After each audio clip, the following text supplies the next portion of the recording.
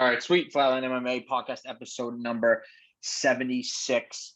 Let's get right into it. Last Saturday night, had a Flatline OG fighting in the main event, UFC Vegas 27. We had Rob Font taking on Cody Garbrandt in a bantamweight clash that I think had a lot of implications there.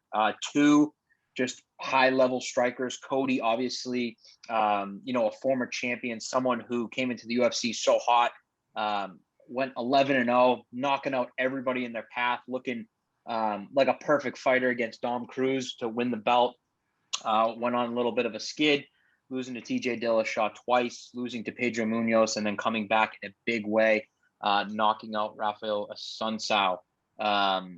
So everyone's talking about this calm Cody, which one was going to show up on fight night here, taking on a guy, Rob Font, our boy, one of the leaders of the New England cartel, him and Calvin Kattar. He's made a little run of his own. He was on a 3-fight winning streak, taking out the likes of Sergio Pettis, who is now a champion in Bellator, Ricky Simone, and Marlon Moraes. This guy's been on an absolute tear. People keep talking about his boxing, right? They say the same thing about Calvin. Their boxing is just next level. So we knew this one was going to be an absolute slugfest. And I thought it was a great fight. I thought Rob looked so goddamn good. I was so surprised at how much he outclassed Cody on the feet. Cody is such a good boxer. I think he was 49-1 amateur boxer. Like, he's no joke on the feet. He hits hard. He puts people's lights out. But I don't think anyone expected Rob Font to come in here and just outclass Cody on the feet for 5 whole rounds.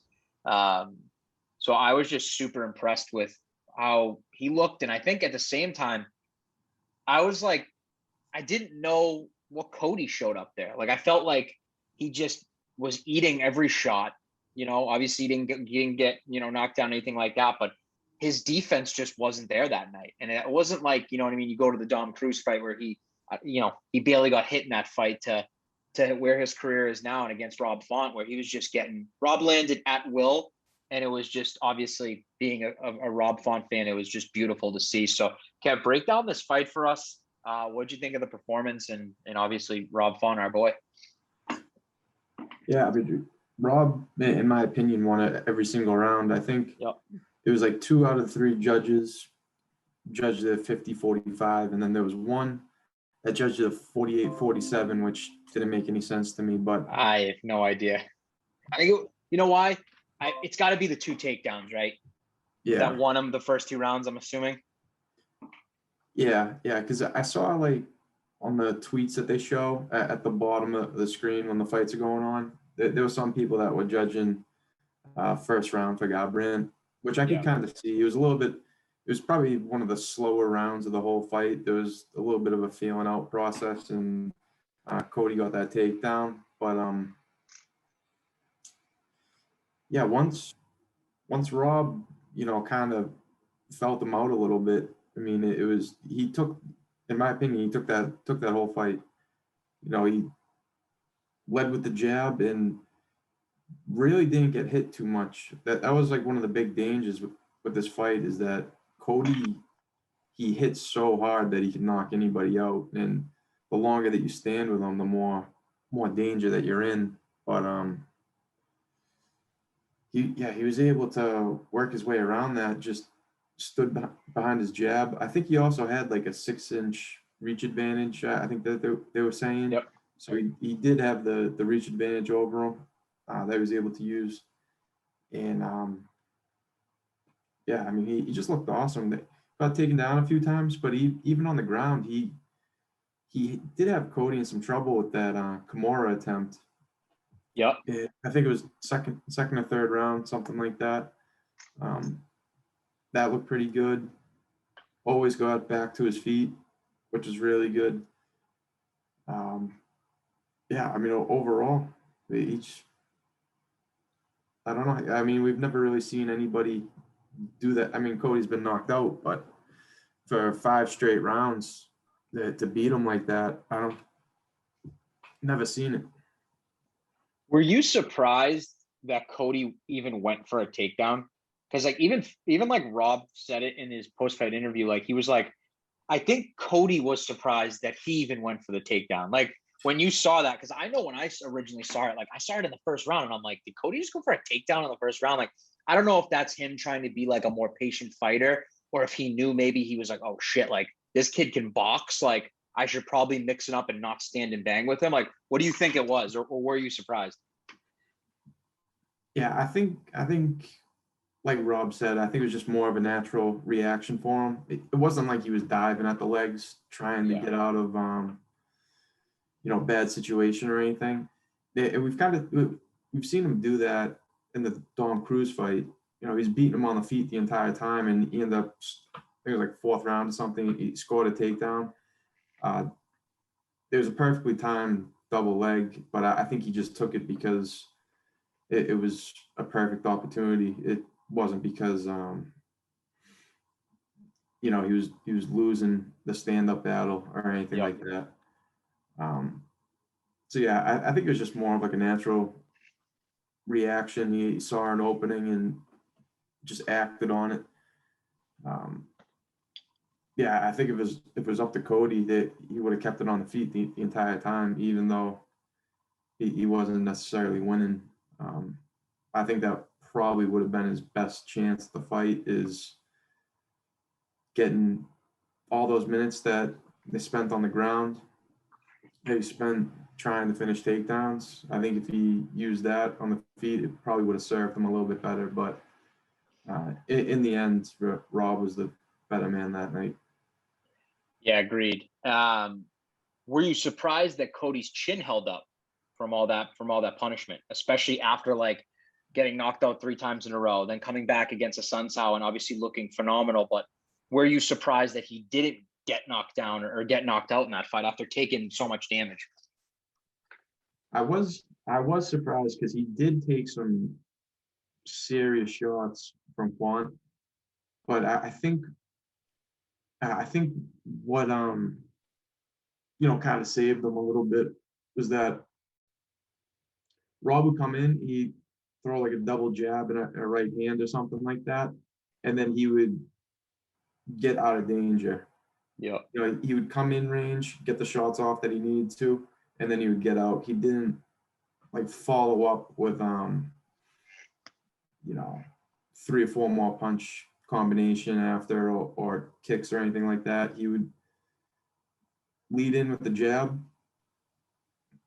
let off, punch or two, and then get right back out of range. And I think that was part of the game plan too, is that he said he didn't want to get into this battle where they're kind of winging. So if Yep.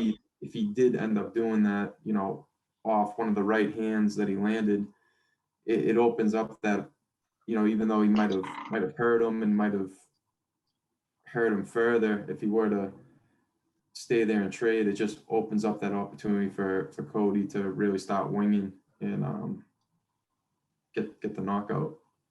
Yeah, no, I like the game that Font played. Like he didn't look for the finish, and I know like obviously still a super exciting fight, even though there wasn't a finish. But his strategy was good, and I think he didn't play into Cody's game either. Obviously, you probably noticed Cody was against that fence.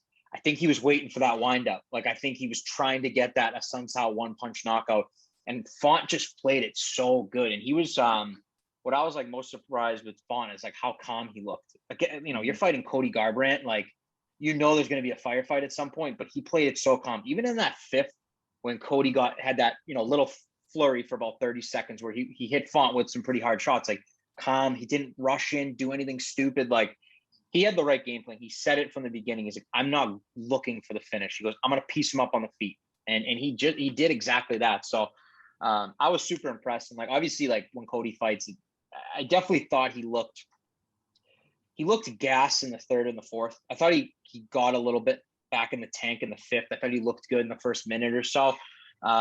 He just looks like a completely different fighter, man. I feel like his confidence just isn't there, like what he used to have when he was knocking everyone out. Obviously, the Assunção knockout was ridiculous. That was a viral knockout that happened last year. But I truly think like he went up against someone with just as good or better boxing than he has seen, right, in his whole career. And just Font's jab, man, like it's so goddamn good. it's, you know, everyone kept saying best in the UFC. You know, I know Usman took a little shot at him afterwards and said no, but that jab just, I felt like, neutralized Cody a lot and prevented him from like rushing in and doing what Cody Garbrandt does best and just swing. So I was super impressed with Font, man. And like, obviously that's our boy. He was on our podcast. Like, I could definitely see him being, you know, a future champ one day. And I guess it brings to my next point. There's so much going on in the bantamweight division. What's next for Rob Font? Does he sit out and wait for a title? Does he take a risky fight in the top 5? Obviously, you got Aljo and Peter Yan that need to rematch. We got TJ and Corey Sandhagen that need to fight. What's next for Rob Font here? Because I feel like he's in a really good position, but he's kind of in a shitty position as well, where he might be sitting out for a while. But it's, does he want to sit out? Like, does he want to be active, right? You don't want to be sitting out for a year until that title. I don't know. What do you think's the best next move for him? Yeah, I don't think he should be taking any fights until the Yan fight happens. There's so many fights that are going on right now. So we got Yan versus Sterling rematch. Sandhagen's going to be fighting TJ pretty soon. I'm looking at the. I'm pretty sure is fighting Munoz, right? Munoz Aldo just got announced. Yep. Yep. So that's pretty much the whole top 5 right there. Yeah. Because Font and Garbrandt just fought. So everyone in the top 5, he doesn't have a fight right now. In the top 5, he beat Moraes, who's number 6. Then that just leaves, you know, like Frankie Edgar, Dom Cruz. Merab looked really good in his last fight. Yep. But I don't think that those are any fights that he should take. I think, if anything, they're more risky for him, because then he just kind of becomes, you know, if he loses the fight, then he kind of becomes the springboard for one of those other guys. Yep. Because he's already at the top of the division right now. So I honestly think he should probably stay ready, see what happens with the Yan Sterling fight and Sandhagen TJ fight, and if one of those guys has to pull out, I'd say you should try to step in. Yeah, because even if, you know, obviously we don't know what's happening in, you know, the Corey TJ fight. That could be an absolute war, and those guys are out for 6+ months, right? And maybe Rob can make that quick turnaround to fight the winner of Aljo and Peter Yan. Who knows? But I agree. I don't think he should take another fight. I just hate when fighters like sit out and then like fight for a title or something like that. I feel like, you know, you always want to be active. And that's how I look at it. And Font has been really inactive.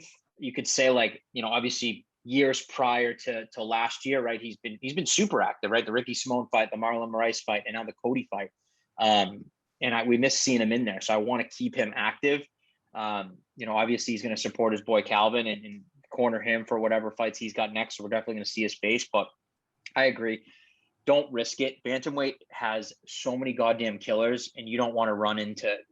Trust me, I think he can beat the Dom Cruzes of the world, all those guys. He's a top 3 bantamweight in the world. But I agree, he's got to just stay ready, and I think he's going to be fighting for a title potentially end of the year or beginning of next year, 100%. And I guess, like, how do you see him, or I guess who would be his toughest matchup? If you're looking at that top 5 right now, is it Sterling that you think gives him the most trouble? Is it Sandhagen? Is it Peter Yan? Who do you think gives him the most trouble? I'd say least trouble, maybe Yan. Yep, agree. I agree. But when it comes to most trouble, Sandhagen, Sterling, so Sterling with his wrestling, yeah, I think is going to be a huge thing. If him and Font were to have a fight, I think that'd be a real obstacle that Font would have to get around, because we've seen even you know, Cody took him down a few times, even though Yep. You know, I mean, he was scoring takedowns. He didn't really do anything with them, but he was scoring the takedowns. And then we saw in the Mariah's fight too. I don't think, you know, he typically goes for takedowns, but he right off the beginning bell he took Font down. So I think that's a tricky thing for that fight, is just the wrestling. Yep. But you know, the boxing and pretty much every other aspect of the game, I think Font wins that one. I just think the wrestling is going to be pretty tough. Sandhagen, I don't know. He's like, man, he is just getting better and better and better. And, you know, he's got those physical attributes. Like he's pretty big for that division. Like, Yep. I think he's one of the tallest guys in the division. And, you know, he's just got so many tools, like so many things that are just like unique that you don't really prepare for. He's just got a really unique game overall, and I think that alone is tough to deal with. I want to say I think Sandhagen's probably the toughest fight in that whole division, and I think that'd be the toughest one for Font. But Sterling also poses a lot of different challenges as well. I can agree with that. Sandhagen, like you said, getting fucking better everywhere. Like he is so good everywhere. His striking is ridiculous. He's getting better on the ground, right? Like we're just seeing it. He's throwing flying knees now. The guy is, I think, the scariest guy in the division right now. It's absolutely surging. And it's crazy that what Aljamain Sterling did to Corey Sandhagen. So then it's like, all right, you know, was it an off night for Corey? How good is Aljamain Sterling? So I think Font fares well, honestly, against everyone in that top five, you know, and I'm not saying he can't beat an Aljamain or a Corey, but I can agree with you that those are going to be tough for him. I still think he gets his hand raised. His striking proved a lot to me. And I guess, you know, we didn't get to see it a lot because he said it in his post-fight interview too.